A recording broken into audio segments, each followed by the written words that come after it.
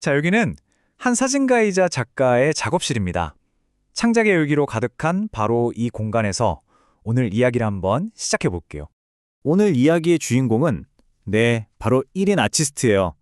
지금 주말 내내 찍은 사진 수천 장을 한 장 한 장 넘겨보고 있네요. 이건 뭐랄까, 기술로는 절대 흉내낼 수 없는 자신만의 감성을 불어넣는 아주 섬세하고 또 지극히 인간적인 작업이죠. 그런데 바로 그때였어요. 팅동! 고요한 집중을 깨는 알림음이 울리죠. 화면을 보니까 구글 클라우드에서 보낸 아주 화려한 이메일 한 통이 딱 떠 있네요. 굉장히 달콤해 보이는 제안과 함께 말이죠. 그 제안의 정체가 뭐냐면요. 바로 점프 스타트 솔루션이라는 서비스예요. 클릭 한 번이면 바로 쓸 수 있다는 아주 강력한 도구들이 화면 가득 펼쳐져 있는 거죠. 바로 이겁니다. 오늘 우리가 파헤쳐볼 핵심 비유가 바로 이거예요. 이렇게 복잡한 기술들을 마치 알록달록한 막대 사탕처럼 누구나 쉽게 하나 집어서 맛볼 수 있을 것처럼 포장해놨다는 거죠. 정말 참기 힘든 유혹 아닌가요? 좋아요. 그럼 지금부터 이 디지털 사탕 상자를 한번 열어볼까요? 4가지 맛을 하나씩 꺼내서 직접 맛을 좀 볼게요. 과연 1인 창작 스튜디오 입에는 어떤 맛일지 지금부터 함께 자세히 뜯어보겠습니다. 자, 첫 번째 사탕입니다.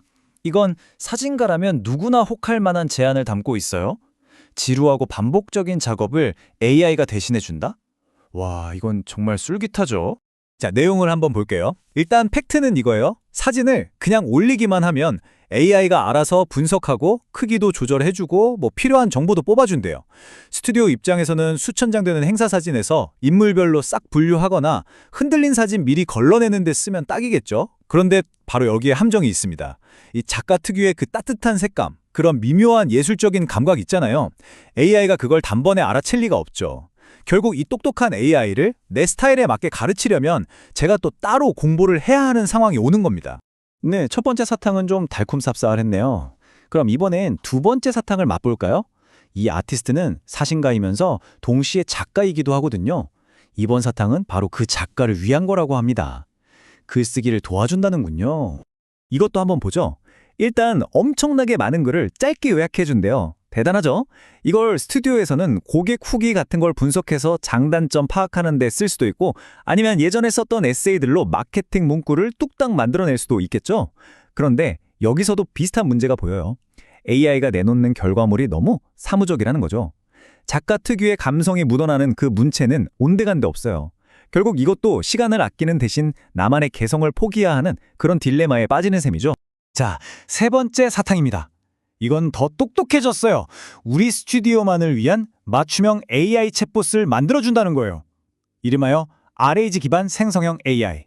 이 챗봇은 우리가 미리 입력해 놓은 예를 들어 가격표 같은 데이터를 기반으로 아주 정확하게 답변을 해준다고 해요. 그러니까 스튜디오에 돌잔치 촬영 비용 얼마예요? 같은 질문이 계속 들어오면 이 챗봇이 24시간 내내 대신 답해주는 거죠. 완전 가상 상담원이에요. 그런데 말입니다. 여기서도 역시 준비가 필요해요. AI가 엉뚱한 소리를 하지 않도록 우리가 가진 데이터를 아주 잘 정리해서 미리 공부를 시켜놔야 합니다. 결국 핵심은 똑같아요. 아무리 멋진 자동화 도구라도 그걸 제대로 쓰려면 결국 사람이 먼저 엄청난 노력을 쏟아 부어야 한다는 거죠. 자, 이제 마지막 사탕입니다. 이건 정말 스케일이 커요. 개인 웹사이트에 무료 구글의 그 막강한 인프라를 통째로 제공하겠다는 겁니다. 그러니까 이걸 쓰면 접속자가 아무리 많이 몰려도 절대 다운되지 않는 그런 강력한 서버 위에 웹사이트를 만들 수 있다는 거예요. 스튜디오 입장에서는 고화질 사진을 엄청 빠르게 보여주는 아주 근사한 포트포리오 사이트를 가질 수 있겠죠. 하지만 원문에서 쓴 이 비유가 정말 기가 막힙니다. 닭 잡는데 소 잡는 칼을 쓴다. 1인 작가에게 이건 너무 과하고 너무 복잡한 기술이라는 거죠. 이 도구와 사용자 사이의 엄청난 간극을 이보다 더 잘 표현할 수는 없을 것 같네요. 자, 이렇게 4가지 사탕을 모두 맛봤습니다. 달콤하게도 하고 씁쓸하게도 했네요. 그럼 이제 결론을 내려봐야겠죠? 이 2장의 사진이 아마 모든 걸 말해주는 것 같습니다. 처음에는 달콤한 제안에 호기심 가득한 눈빛이었다가 그 거대한 복잡함의 실체를 마주하고는 완전히 압도당해버린 아티스트의 모습, 그 여정이 고스란히 느껴지시죠? 결국 답은 이거였어요. 이 맛있어 보이던 사탕들은 사실 처음부터 우리 아티스트를 위한 게 아니었던 겁니다. 타겟이 완전히 달랐던 거죠.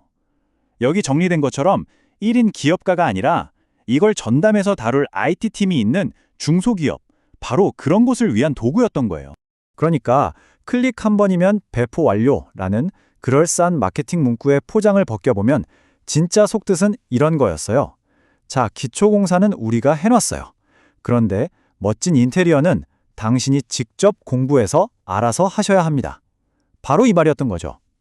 가장 중요한 핵심은 결국 사용자의 몫으로 남겨둔 셈입니다.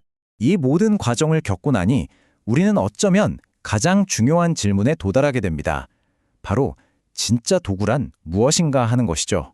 결국 아티스트는 이런 결론에 다다릅니다. 기계가 제안하는 완벽한 클릭 한 번보다 내 손끝에서 피어나는 사실적인 감정이 훨씬 더 소중하다.